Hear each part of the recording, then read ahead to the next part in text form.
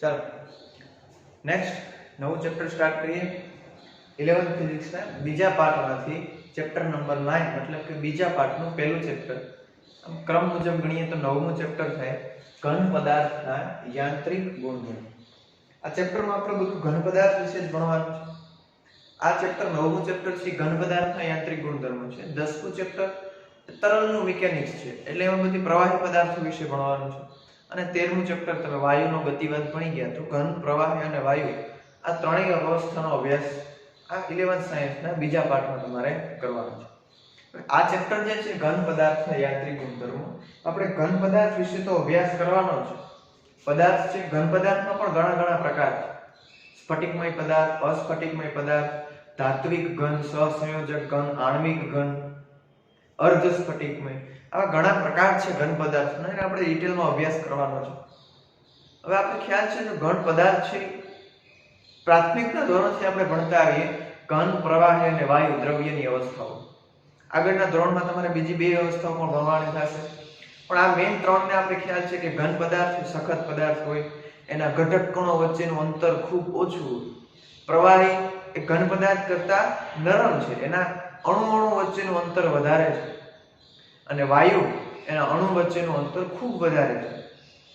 ઘન પદાર્થોને નિશ્ચિત આકાર હોય છે જ્યારે પ્રવાહી અને વાયુ પદાર્થને નિશ્ચિત આકાર હોતો નથી। અહીંયા સુધીનું આપણે બધું ભણી ગયા છે નાના ધોરણ। નેક્સ્ટ આપણે એના ઘન પદાર્થોના અલગ જ ગુણધર્મો ભણવાના જેમ કે ઘન પદાર્થ છે એની ઉપર જો તમે બળ લગાડવામાં આવે એને ખેંચવામાં આવે અથવા તો દબાવવામાં આવે તો એની લંબાઈમાં થોડો ઘણો વધારો ઘટાડો થાય જેના કારણે એના કદમાં ફેરફાર થાય। તમે એવું ભણેલા હોય અત્યાર સુધી કે ઘન પદાર્થ એમાં આકાર બદલી શકાતો નથી એનો નિશ્ચિત આકાર છે પણ જો એને ખૂબ વધારે પૂરતું બળ લગાડવામાં આવે તો એના આકારમાં ફેરફાર થાય એની લંબાઈમાં વધારો ઘટાડો થાય જેના લીધે એનું કદ પણ બદલાય છે। લંબાઈમાં વધારો થાય એટલે કદ એટલે કે લંબાઈ ગુણ્યા પહોળાઈ ગુણ્યા ઊંચાઈ આમાંથી કોઈ પણ પરિબળ બદલાય એટલે એના કદમાં ફેરફાર થવાનો છે। આગળ હું ભણી ગયો ઘન પદાર્થ છે અમુક નિશ્ચિત તાપમાને પીગળે છે। અમુક ઘન પદાર્થો છે વહેલા પીગળે, અમુક ઘન પદાર્થોને પીગળતા વાર લાગે। અમુક ઘન પદાર્થો એ થોડા નરમ હોય વાળો તો વળી જાય। અમુક ઘન પદાર્થો બરડ હોય આમ કરો તો તૂટી જાય। અમુક ઘન પદાર્થો એકદમ સખત છે ખૂબ ઊંચા તાપમાને પીગળે એને વાળવા માટે એના આકારમાં ફેરફાર કરવા માટે ખૂબ જ ઊંચા મૂલ્યનું બળ લગાડવું એની પાછળનું કારણ છે એનું આંતરિક બંધારણ, એના ઘટક કણો, એના અણુ વચ્ચેનું કેવો બંધ બનેલો છે એના ઉપર ઘન પદાર્થ આધાર। તમે કેમિસ્ટ્રીમાં અભ્યાસ કરી કે કોઈ બંધોના પ્રકાર સહસંયોજક બંધ છે, આયનિક બંધ છે, ધાત્વિક બંધ છે એનો અહીંયા થોડા ઘણા અંશે પાછળનો અભ્યાસ કરવાનો છે। આપણે શરૂઆત કરીએ ચેપ્ટરની કે ઘન પદાર્થ એટલે શું। તો આ વ્યાખ્યા બધાને ખ્યાલ જ છે કે નિશ્ચિત ભૌતિક પરિસ્થિતિમાં ઘટક કણો વચ્ચેનું સરેરાશ અંતર અચળ રહેતું હોય આવા પદાર્થોને ઘન પદાર્થો કહે છે। ઘટક કણો મતલબ આ જે પદાર્થ બન્યો છે એનો મેઇન પાયાનો એકમ કયો છે એને એનો કહેવાય ઘટક કણ। માની લો કે તમારી પાસે કોઈ એક એલ્યુમિનિયમનો ચોરસ પતળું છે અથવા તો એલ્યુમિનિયમનો વાયર છે એમાં એલ્યુમિનિયમના જે પરમાણુઓ છે એની વચ્ચેનું સરેરાશ અંતર હંમેશા અચળ રહે। ખાલી અંતર નથી સરેરાશ અણુ અંતર, સરેરાશ આંતર આણ્વીય અણુ અંતર હંમેશા અચળ રહેતું હોય। મતલબ કે બે પરમાણુ વચ્ચેનું અંતર અથવા તો અણુ વિચારો તો બે અણુ વચ્ચેનું સરેરાશ અંતર, ખાલી અંતર શબ્દ નથી ખાસ ધ્યાન રાખવાનું છે સરેરાશ અંતર હંમેશા અચળ રહેતું હોય ઘન પદાર્થ। બીજો ટોપિક છે કે ઘન પદાર્થના ઘટક કણો અનુરૂપ તાપમાને પોતાના મૂળ સ્થાનની આજુબાજુ અમુક કંપવિસ્તારથી અને આવૃત્તિથી દોલનો કરતા હોય। જેમ કે આવી રીતે કોઈ એક ઘન પદાર્થનો સ્ફટિક છે આવું માની લો કોઈ ઘન પદાર્થનો તમે સ્ફટિક આવું ક્રિસ્ટલ લીધેલો છે અથવા તો માની લો કે આવું તમે કોઈ ઘન પદાર્થનો કટકો વિચારેલો છે એમાં આના જે ઘટક કણો છે એના પરમાણુઓ છે એની ગોઠવણી કંઈક આ અંતર દેખાય એટલા માટે હું દૂર દોરું બાકી એકદમ નજીક દોરવું પડે કારણ કે આ ઘન પદાર્થ છે એના ઘટક કણો વચ્ચેનું અંતર એકદમ નજીક હશે।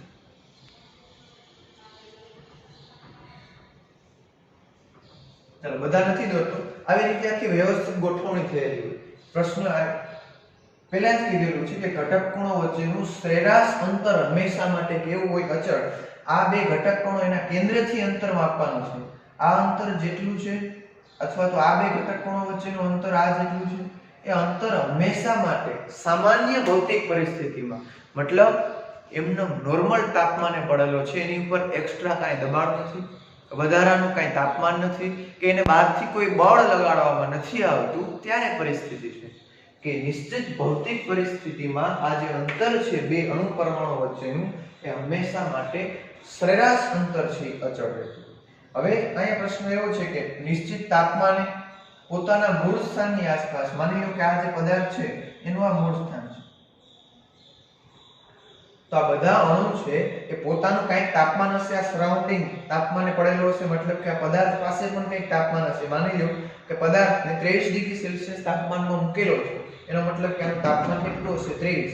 તો 23 ડિગ્રી તાપમાનને અનુરૂપ આ પદાર્થો છે એ પોતાના મધ્યમાન સ્થાનની આસપાસ, એટલે કે પોતાના મૂળ સ્થાનની આસપાસ આવી રીતે અમુક કંપવિસ્તારથી દોલનો કરતા હોય.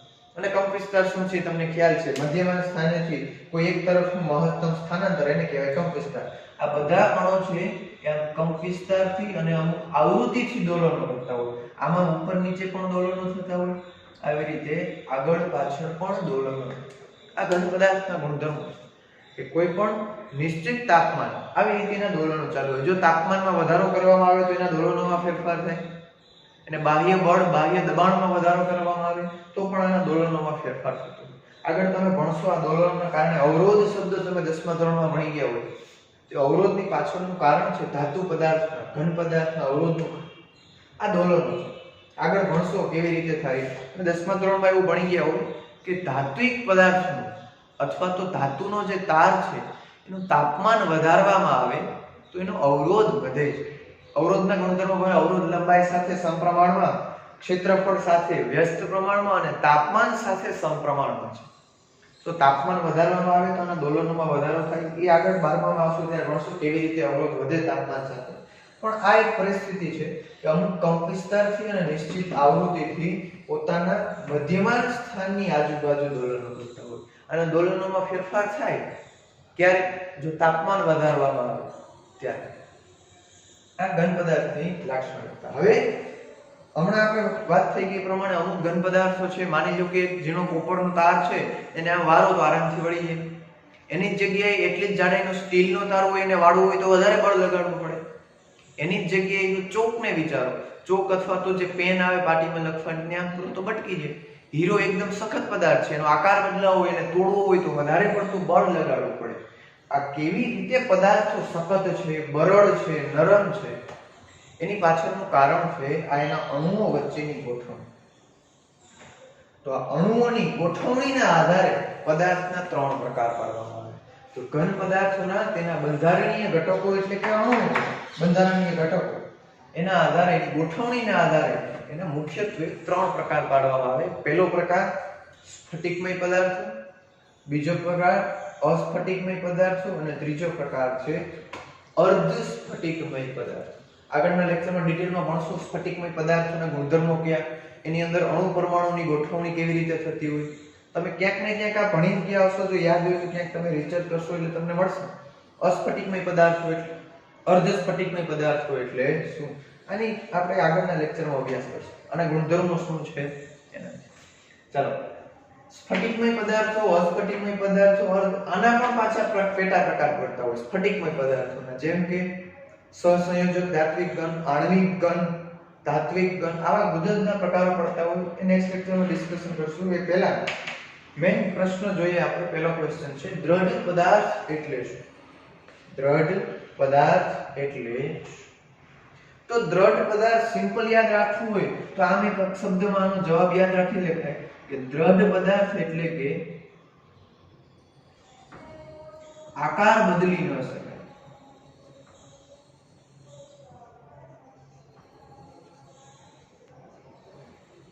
દ્રઢ પદાર્થનું સિમ્પલ મીનિંગ લેવો હોય તો જવાબ એટલો લખી શકાય કે દ્રઢ પદાર્થ એટલે શું? તો કે જે પદાર્થનો આકાર બદલાવી ન શકાય એ પદાર્થને દ્રઢ પદાર્થ કહેવાય. હવે ઘન પદાર્થ અને દ્રઢ પદાર્થ બંને અલગ અલગ વસ્તુ છે. દ્રઢ પદાર્થ એટલે એકદમ સખત પદાર્થ છે, તો આપણે ખ્યાલ છે ઘન પદાર્થ એ પણ સખત જ છે, પણ ફેરફાર એટલો છે કે ઘન પદાર્થના અણુ વચ્ચેનું અંતર તમે બળ લગાડો તો બદલાવી શકે. માની લો કે વાયરનો તાર છે અને આમ ખેંચો અને જો આ તારને આમ તમે લાંબો કરો તો અણુ વચ્ચેનું અંતર વધતું જાય. અંતર વધતું જાય તો એમ કહેવાય કે આ અણુ વચ્ચેનું જે સરેરાશ અંતર હતું એ વધી બદલાણું સરેરાશ અંતર હતું. પણ દ્રઢ પદાર્થમાં આવું દ્રઢ પદાર્થ એટલે અણુઓ અથવા તો એના જે બંધારણીય ઘટકો છે, આ ઘટકો વચ્ચેનું સરેરાશ અંતર અથવા તો ખાલી અંતર કયો એ હંમેશા માટે અચળ રહેતું હોય. દ્રઢ પદાર્થની અંદર શું થાય તો કે ઘટક કણો વચ્ચે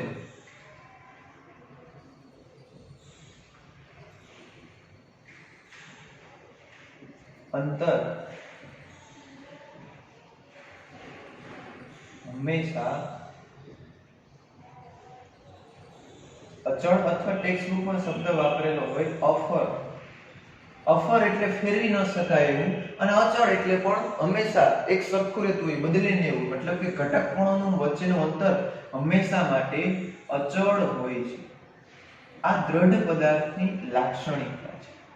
પણ હકીકતમાં એવો એક પણ ઘન પદાર્થ નથી કે જેમાં આ ગુણધર્મનું પાલન થતું હોય. ગમે એવો ઘન પદાર્થ છે આ પૃથ્વી ઉપર, જેટલા પણ ઘન પદાર્થ છે, સખતમાં સખત પદાર્થોમાં પણ જો ખૂબ મોટા મૂલ્યનું બળ લગાડવામાં આવે તો એની લંબાઈમાં ફેરફાર થાય, એનો આકાર બદલી શકાય. પણ દ્રઢ પદાર્થની વ્યાખ્યા તો એવી છે કે એનો આકાર બદલી ન શકાય, એટલે કે એના ઘટક કણો વચ્ચેનું અંતર હંમેશા માટે અચળ જ રહેતું હોય. આવા પદાર્થને દ્રઢ પદાર્થ કહેવાય. તો દ્રઢ પદાર્થ એ વાસ્તવમાં એક એવો પદાર્થ છે જ નહીં, આ એક ઇમેજિનેશન છે, આ એક કાલ્પનિક પદાર્થ છે. સમજવા માટે તમે 7મું ચેપ્ટર આપણે ભણશું કણોના તંત્રનું ડાયનેમિક્સ, ચાકગતિ, એમાં દ્રઢ પદાર્થની જરૂર પડશે. ચાકગતિમાં એમાં પદાર્થની રોટેશનલ મોશનનો અભ્યાસ કરવાનો થશે, ત્યારે એના અણુ વચ્ચેનું અંતર બદલાવવું જોઈએ. તો દ્રઢ પદાર્થ એટલે સિમ્પલ દ્રઢ પદાર્થ એટલે શું તો કે દ્રઢ પદાર્થના ઘટક કણોનું વચ્ચેનું અંતર હંમેશા માટે અચળ રહેતું હોય. એને બાહ્ય બળ લગાડવામાં આવે તો પણ એનો આકાર બદલી ન શકાય. આવા પદાર્થોને દ્રઢ પદાર્થો કહેવાય છે. દ્રઢ પદાર્થ એકદમ સખતમાં સખત પદાર્થ છે. વાસ્તવમાં આવો કોઈ પદાર્થ છે જ નહીં. દ્રઢ પદાર્થ એક કાલ્પનિક પરિસ્થિતિ છે, એક આખું ઇમેજિનેશન છે, જે કાલ્પનિક પદાર્થ છે. એટલે દ્રઢ પદાર્થ શું તો એ કાલ્પનિક પરિસ્થિતિ છે. ચલો નેક્સ્ટ પ્રશ્ન છે વિરૂપક બળ એટલે શું? ચલો વિરૂપક બળ, ખાસ શબ્દ પકડજો. માની લો કે તમારી પાસે એક કોપરનો તાર છે, તો તમે એને હાથથી ખેંચો તો એની લંબાઈમાં થોડો ઘણો વધારો થાય પણ આપણે જોઈ શકતા નથી. પણ એને જો કોઈ બાહ્ય મોટા એવા બળોથી ખેંચવામાં આવે તો એની લંબાઈમાં વધારો થાય. આગળ ચેપ્ટરમાં આપણે દાખલા પણ ભણશું કે કોપરના તારની અંદર કોપરના તારની ત્રિજ્યા આટલી છે, મતલબ એની જાડાઈ આટલી છે, જો નીચે આટલું દળ લગાડવામાં આવે તો પદાર્થની લંબાઈમાં કેટલો વધારો થશે, એના ક્ષેત્રફળમાં કેટલો ઘટાડો થશે. અથવા આવા દાખલા પણ ભણશું. એક સ્ટીલનો સળિયો છે અથવા કોપરનો સળિયો છે, અને બંને બાજુથી આટલા બળથી દબાવવામાં આવે છે તો એની ત્રિજ્યામાં કેટલો વધારો થશે, એની લંબાઈમાં કેટલો ઘટાડો થશે. હવે દાખલા ચેપ્ટરમાં આગળ ભણશું. સૂત્ર સાબિત થયા પછી એનો મતલબ એવો છે કે પદાર્થ ઉપર બળ લગાડવામાં આવે ઘન પદાર્થ ઉપર પણ તો એના આકારમાં ફેરફાર થાય, એની લંબાઈમાં વધારો અથવા તો ઘટાડો થાય. એનો મતલબ એવું કહી શકાય કે એનામાં કંઈક વિરૂપણ આવે. વિરૂપણ મતલબ જે હતું એમાંથી કંઈક નવું થયું, એને વિરૂપણ કહેવાય. તો એની જે મૂળ લંબાઈ હતી એના કરતાં એની લંબાઈમાં વધારો થશે, એના કદમાં વધારો થશે, અથવા તો બંને બાજુથી દબાવવામાં આવે તો એની લંબાઈમાં ઘટાડો થશે. એનો મતલબ એવો થયો કે એમાં કંઈક વિરૂપણ કર્યું, તમે એના આકારમાં બદલાવ કર્યો, અને એના લંબાઈમાં વધારો કરવા, એના કદમાં વધારો ઘટાડો કરવા જે તમે બાહ્ય બળ લગાડો છો, આ બળને કહેવાય વિરૂપક બળ. વિરૂપક બળ એટલે શું? પદાર્થમાં વિરૂપણ ઉત્પન્ન કરવા માટે લગાડવામાં આવતા બળને વિરૂપક બળ કહેવાય. અને વિરૂપણ એટલે શું? એના બદલાવ કરવો, એને કહેવાય વિરૂપણ બળ. સિમ્પલ વ્યાખ્યા છે વિરૂપક બળ એટલે. નેક્સ્ટ સ્થિતિસ્થાપક. અભ્યાસ કરી દેવો તમે 6થા ચેપ્ટરમાં. સ્પ્રિંગની સ્થિતિસ્થાપકતા અથવા તો સ્પ્રિંગની સ્થિતિસ્થાપકીય સ્થિતિ ઊર્જા 1/2 kx². સ્થિતિસ્થાપકતા એટલે શું? તો કે કોઈ પણ પદાર્થ તમે ખેંચવામાં આવે, એની લંબાઈમાં વધારો કરવામાં આવે તો પોતાની મૂળ સ્થિતિ પ્રાપ્ત કરી લે, આને કહેવાય એની સ્થિતિસ્થાપકતા. સ્થિતિસ્થાપકતા મતલબ પોતાની જે મૂળ સ્થિતિ હતી એ પાછી સ્થાપી દે, આ ઘટનાને કહેવાય સ્થિતિસ્થાપકતા. તો સ્થિતિસ્થાપકતા એટલે શું અને સ્થિતિસ્થાપક બળ એટલે શું? માની લો કે તમે ઘન પદાર્થ અથવા તો સિમ્પલ રબર અથવા સ્પ્રિંગનો વિચાર કરો. સ્પ્રિંગને જો તમે ખેંચવામાં આવે તો ખેંચી રાખો થોડાક સમય સુધી અને પછી એને મૂકી દો તો પાછી પોતાની મૂળ સ્થિતિ ધારણ કરી. તમે વિરૂપણ બળ લગાડ્યું જેના લીધે એની લંબાઈમાં વધારો થયો, પણ તમે જ્યારે એને મૂકો છો ત્યારે એના ઘટક કણો વચ્ચે એક નવું બળ ઉત્પન્ન થાય. આ બળને કહેવાય સ્થિતિસ્થાપક બળ. જો વિરૂપણ બળ લગાડવામાં ન આવે તો સ્થિતિસ્થાપક બળ ઉત્પન્ન થતું નથી. સ્થિતિસ્થાપક બળની જરૂર શા માટે પડે? એની લંબાઈમાં વધારો કર્યો, પાછું એની મૂળ સ્થિતિમાં આવવું છે.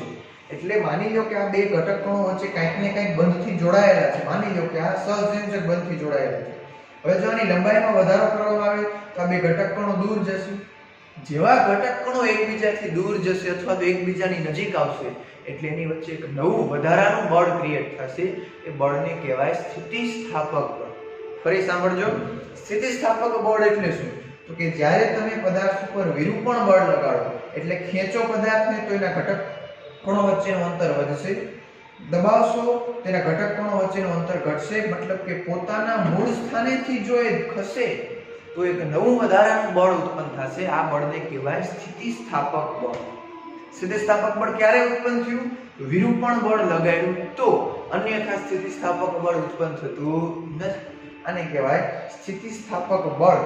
અને સ્થિતિસ્થાપકતા એટલે કે પદાર્થ પોતાની મૂળ અવસ્થામાં આવવા માટેની જેની લાક્ષણિકતા છે, એનો ગુણધર્મ છે, એને કહેવામાં આવે છે સ્થિતિસ્થાપક. વ્યાખ્યા તમારે ખાલી લખવાની છે. આ ત્રણ દ્રઢ પદાર્થ એટલે શું, વિરૂપક બળ એટલે શું, અને સ્થિતિસ્થાપકતા એટલે શું, અને સ્થિતિસ્થાપક બળ એટલે શું. સ્થિતિસ્થાપક બળ ફરી એકવાર વ્યાખ્યા બોલું છું કે ઘન પદાર્થના આકારમાં બદલાવ કરવા માટે જો વિરૂપણ બળ લગાડવામાં આવે, વિરૂપક બળને લીધે એના ઘટક કણો વચ્ચેનું અંતર જો બદલાય તો એની વચ્ચે એક નવું વધારાનું બળ લાગે. એ બળને કહેવાય સ્થિતિસ્થાપક બળ. જે બળનું કામ શું? તો પદાર્થને પોતાની મૂળ અવસ્થામાં લાવવા માટે. કોપરના વાયરને તમે ખેંચીને પછી મૂકી દો તો એ ધીમે ધીમે પાછું પોતાની મૂળ અવસ્થામાં આવવાનો જ છે. કારણ એની વચ્ચે બે ઘટક કણો વચ્ચે સ્થિતિસ્થાપક બળ ઉત્પન્ન થયું હશે, જેના કારણે સ્થિતિસ્થાપકતાનો ગુણધર્મ થયો. તો નેક્સ્ટ લેક્ચરથી આપણે ડિટેલમાં શરૂઆત કરશું ચેપ્ટરની ઘન પદાર્થના યાંત્રિક ગુણધર્મો. આ બેઝિક માહિતી છે, બધી વ્યવસ્થિત રીતે સમજી લેજો. અને આખો જે અભ્યાસ થતો હોય ઘન પદાર્થોનો, એ અભ્યાસ કરતી જે બ્રાન્ચ છે એને કહેવાય ક્રિસ્ટલોગ્રાફી. સ્ફટિકમય ઘન પદાર્થો છે, એના અંદર ડિટેલપૂર્વક એના અણુ પરમાણુની રચના કેવી છે, એના દોલનો કેવી રીતે થતા હોય, એની આખી જે અભ્યાસ કરતી જે શાખા છે એને કહેવાય ક્રિસ્ટલોગ્રાફી. અને ઘન પદાર્થનું બંધારણ જોવા માટે ઉપયોગ થતો હોય એક્સરેઝનો, ઇલેક્ટ્રોન બીમ, ન્યુટ્રોન બીમ, આવી કિરણાવલીઓનો ઉપયોગ થતો હોય કે જેની પાસે ઉર્જા થોડી ઘણી વધારે હોય. આગળ ભણશું કેવી રીતે એક્સરે વડે ઘન પદાર્થનું બંધારણ જાણી શકાય, ઇલેક્ટ્રોન બીમ વડે જાણી શકાય, એ આગળ ડિસ્કશન કરશું. આજના લેક્ચર માટે આટલું. નેક્સ્ટ લેક્ચરમાં ડિટેલ ડિસ્કસ